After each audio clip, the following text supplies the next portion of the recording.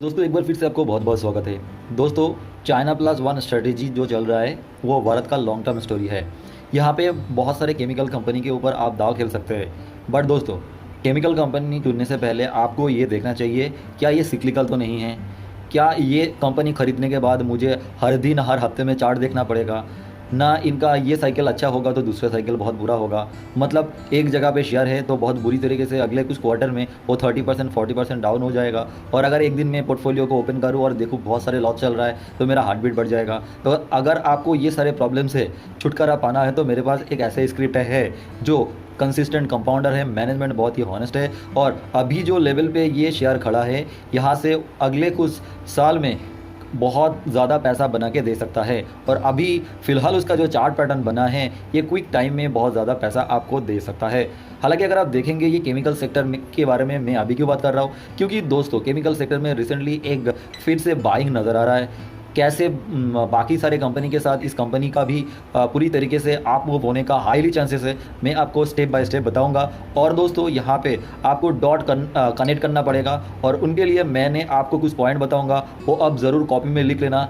और अगर आप ऐसे करेंगे तो ज़रूर आप ये जो कंपनी का जो टारगेट मैं आपको बता रहा हूँ ये ऊपर लेवल तक होल्ड कर पाएंगे। और पर्सनली मैं आपको बता दूँ इस कंपनी में मेरा पर्सनल होल्डिंग है, और जब तक टारगेट अचीव नहीं होगा तब तक मैं यहाँ से नहीं निकलूँगा। और साथ में अगले समय में इस कंपनी का रिलेटेड जो भी न्यूज़ अपडेट होगा इस चैनल के जरिए मैं आप लोगों को शेयर करते रहूँगा। दोस्तों इस कंपनी का नाम है फाइन ऑर्गेनिक्स। हालांकि दोस्तों इस कंपनी को लेकर अभी फिर से मैं क्यों बात कर रहा हूँ, क्यों फिर से बुलिश होने का समय आ चुका है, मैं आपको इस वीडियो में डिटेल्स में बता रहा हूँ।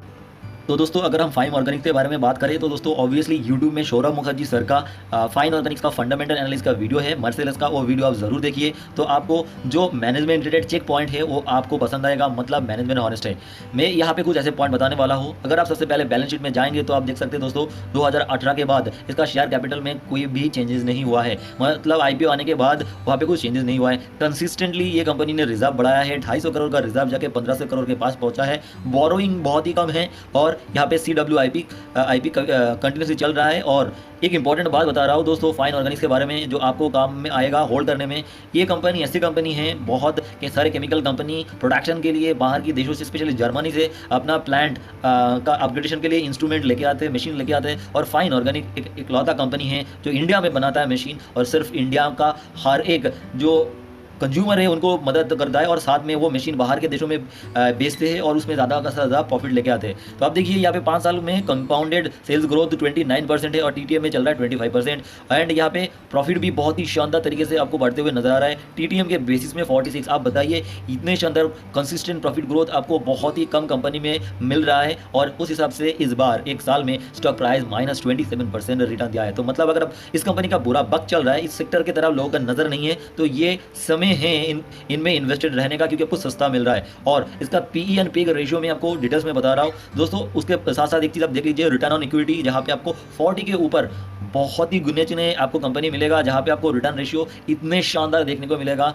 निफ्टी 50 में देखिए कितने सारे कंपनी है जो इतना रिटर्न ऑन इक्विटी लेके चल रहा है, आपको हार्डली 1-2 मिल जाएगा। ठीक है, अगर आप यहाँ पे देखिए ये कंपनी करता क्या है, इस कंपनी का जो आप सारे बिक्री जो प्रोडक्ट्स है, कॉस्मेटिक्स का जो प्रोडक्ट्स है, उसमें एक फाइन ट्यून देने के लिए, लॉन्जिविटी बढ़ाने के लिए ये काम आता है। ये चीज़ आप समझ जाइए। एंड मेडिसिन में भी लॉन्ग टर्म उनको अगर मैन्युफैक्चरिंग जो है उससे लेके एक्सपायरी डेट को आपको लंबे देर तक खींचने के लिए इसका प्रोडक्ट यूज़ होता है। तो बहुत सारे जगह पे इनका यूज़ है।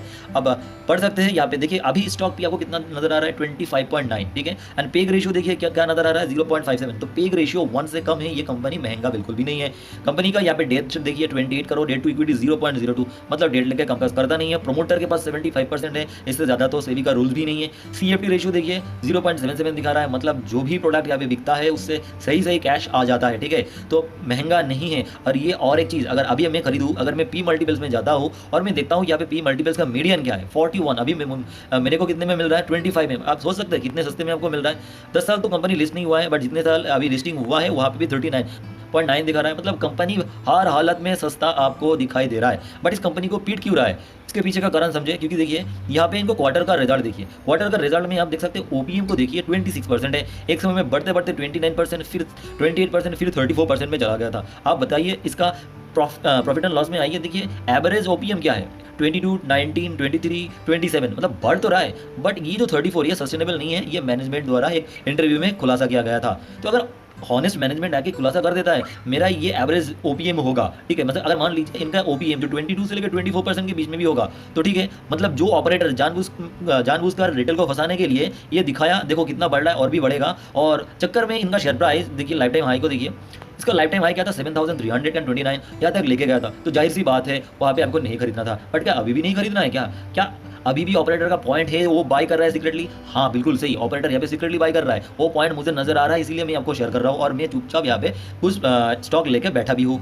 अब यहाँ पे क्लियरली जो आप देख सकते हैं, यहाँ पे जो क्वार्टरली रिजल्ट है, क्वार्टरली रिजल्ट में क्लियर कट ये चीज़ दिखा रहा है, ये अगले समय में इंप्रूव हो सकता है क्योंकि सेल्स का ग्रोथ देखिए एक जगह पे सस्टेंड है, बट ग्रोथ इतना ज़्यादा नहीं आ रहा है। बट ये क्या हम लोगों को सिर्फ एक क्वार्टर के ऊपर ही ध्यान देना है? नहीं, अगर हम लॉन्ग टर्म इन्वेस्टर है, मतलब 2 साल के लिए, 3 साल के लिए, 5 साल के लिए इंडिया का ग्रोथ पर्सपेक्टिव में हम देखने वाले हैं, तो डेफिनेटली यहाँ पे सेल्स आगे और बढ़ेगा।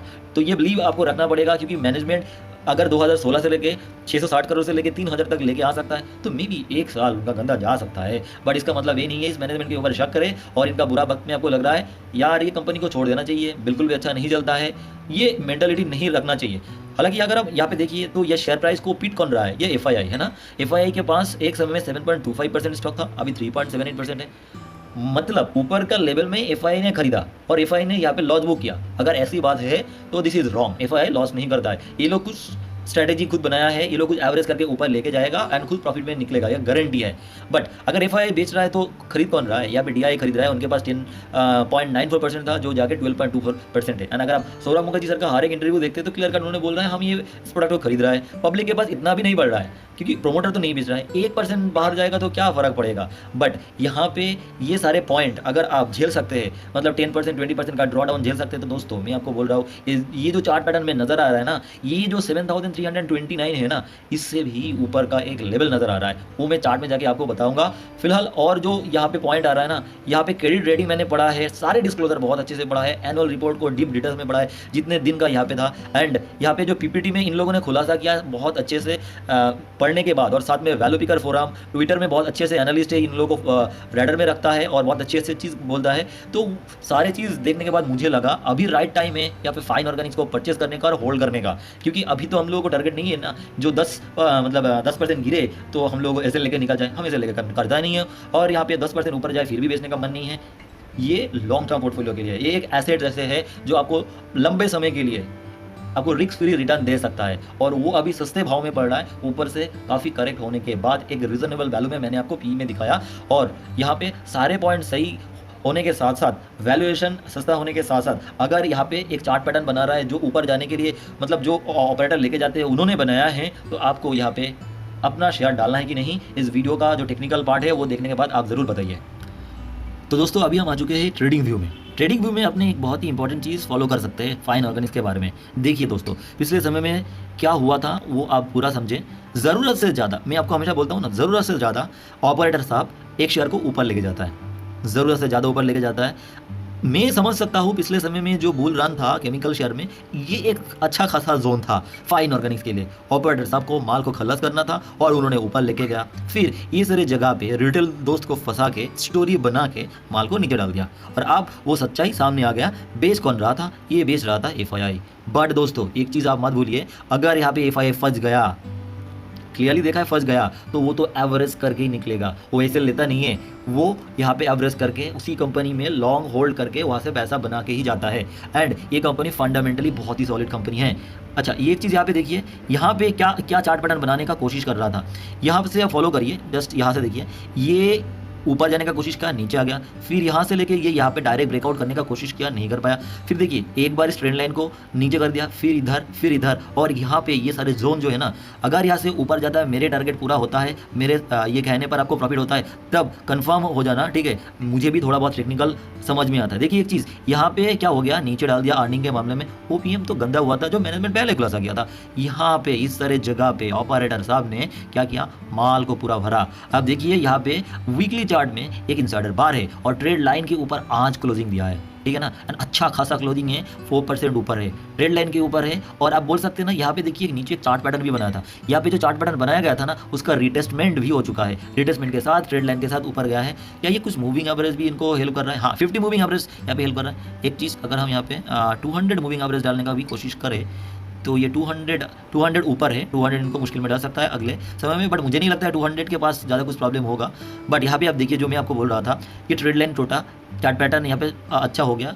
तो मुझे पर्सनली लगता है इनका पहले जो टारगेट, जो कि लोग ट्रेड करते हैं ना, मुझे पर्सनली लगता है इनका टारगेट 6118 होगा, क्योंकि ये ऊपर जाएगा और उसके बाद ये नेक्स्ट टारगेट के लिए जाएगा, जो टारगेट बनता है इसका लाइफ टाइम हाई 7300 के पास। अगर ये पूरा करता है तो यहाँ पे और एक चार्ट पैटर्न बनाएगा, एंड उसके बाद ये जो नीचे से मतलब 7000 से लेकर 4000 में आया, तो मतलब 3000 नीचे आया, 3000 इसको और ऊपर जाना पड़ेगा। तो मुझे फाइन ऑर्गेनिक्स में यहाँ से टारगेट नज़र आता है 10,000 प्लस, और ये टारगेट ज़्यादा दिन के लिए नहीं है, मुझे लगता है अगले 2 साल में ये टारगेट अचीव हो जाना चाहिए। ठीक है, जिस तरीके से यहाँ पे चाइना प्लस वन स्ट्रेटजी चल रहा है, केमिकल में फिर से यहाँ पे बाइंग शुरू हो रहा है, तो केमिकल का सबसे बेहतरीन कंपनी, मोनोपोली कंपनी में आप यहाँ पे पैसा लगा सकते हैं। ये सबसे सेफ बेट है और आप टेंशन फ्री रह सकते हैं।